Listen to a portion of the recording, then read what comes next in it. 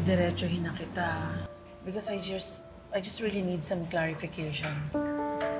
I mean, we all thought that Papa would survive the surgery and be able to recover.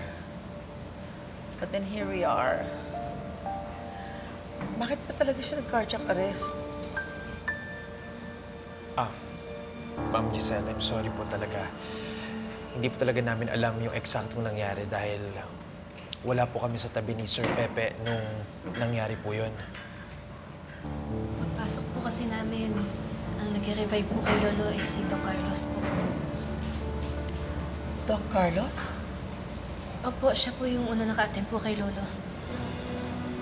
Ma'am Giselle, he did everything he could. We did everything we could.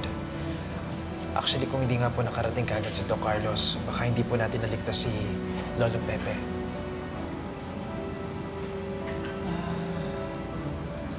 Oo nga pala. Nasaan ba si Doc Carlos? Ma'am, nasa labas lang po siya may kausap na doktor. Pero papasok din po yun maya-maya. Sige. Maiwan ko muna kayo, ha? Kain muna kayo.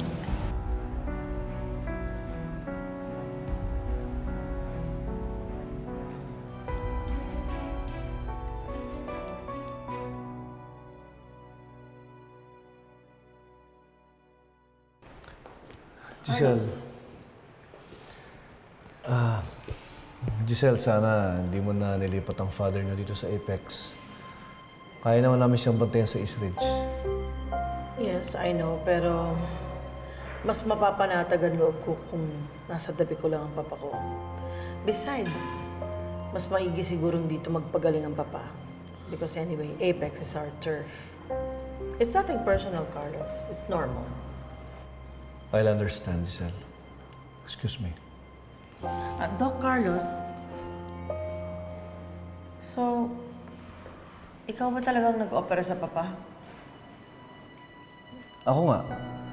Nag-assist si Annalyn at si Dr. Javier. At ikaw din lang nakasama niya nung nag-cardiac arrest siya. And even bago siya mag-cardiac arrest, right? Oo, ako. Bakit, Giselle? I was just wondering. Naging successful naman yung operation niya, di ba? Everything went well, everything went smoothly, and then all of a sudden, nag-cardiac arrest siya. Bakit? I mean, hindi ba siya nagising muna?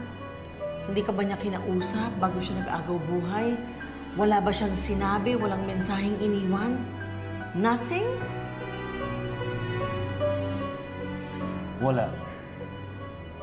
Dahil hindi naging conscious ang tatay niyo.